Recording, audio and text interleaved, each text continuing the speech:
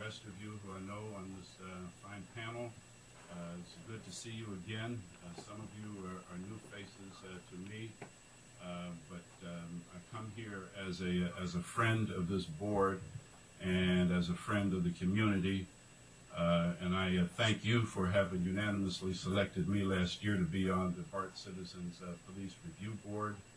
I had to resign from that because I not only am now the prophetic justice minister at the Allen Temple Baptist Church, but I'm also the presiding minister at a church, a very smaller church called the Church of the Good Shepherd over by the Children's Hospital. So then I come to you not as an adversary, but as a friend. I come to you, you're talking about money concerns, and I don't know much Latin, and I don't speak English very well. And the little Latin that I do know has to do with this particular discussion, and that is caveat emptor, let the buyer beware. And this refers to the fact that you've already selected for your union negotiations a person from my hometown of Cincinnati, which I know a whole lot about, that has a spotty record with respect to racial relations. And I stand here seriously concerned about that.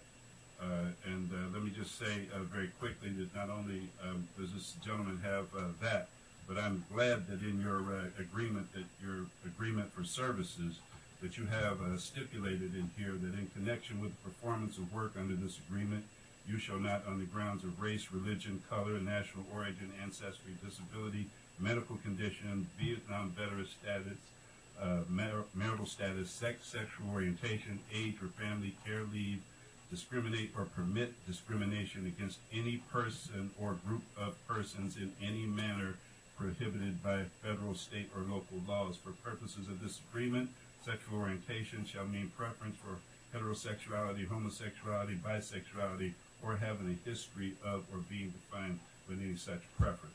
Let me cut to the chase. On each of these issues, Mr. Hock and his French-owned company that he represents has a spotty record. If you go to the Cincinnati Herald, which is a black newspaper in the city of Cincinnati, much like the Oakland Post is here, you'll find a number of articles that talk about a racial discrimination suit by an African-American woman who was a CEO who felt that she was discriminated against both on the basis of race and of gender.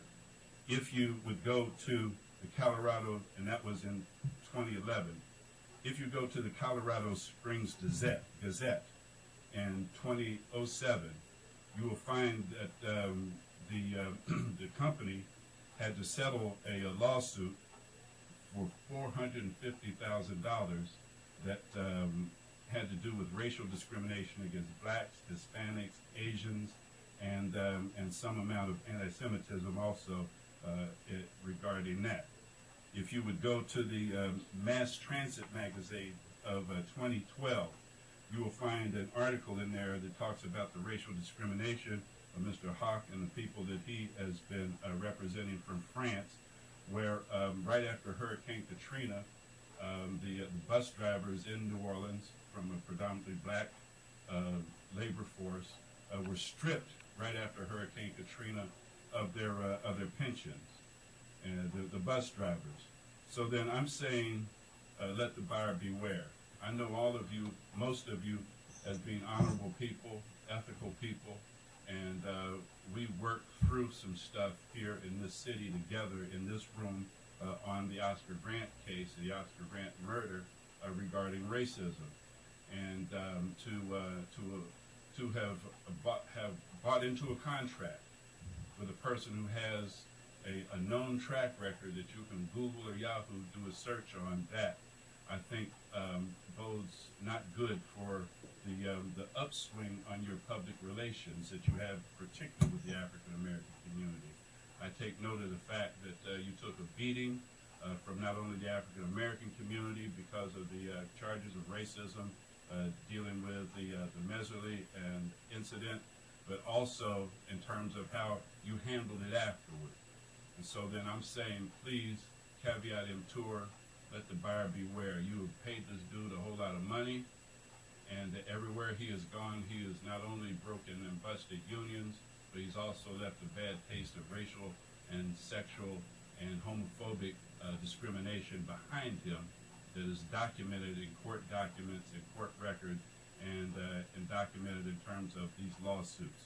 So if you have another amount of money set aside for a bunch of lawsuits for the types of things that this man is associated with and is known to be associated with around the country, then I think that in your budget considerations, you need to set aside a certain amount of money for the lawsuits that you will undoubtedly be expecting when he does what he does everywhere for the last 40 years. Thank you.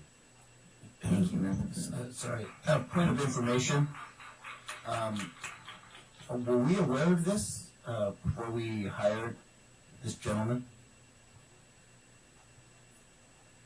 I just ask a question, yes or no. You don't have to go into all the details. If you were, great. If you weren't, I don't want anything, you know. Happy to have this conversation in a private session sometime. Well, that's fine.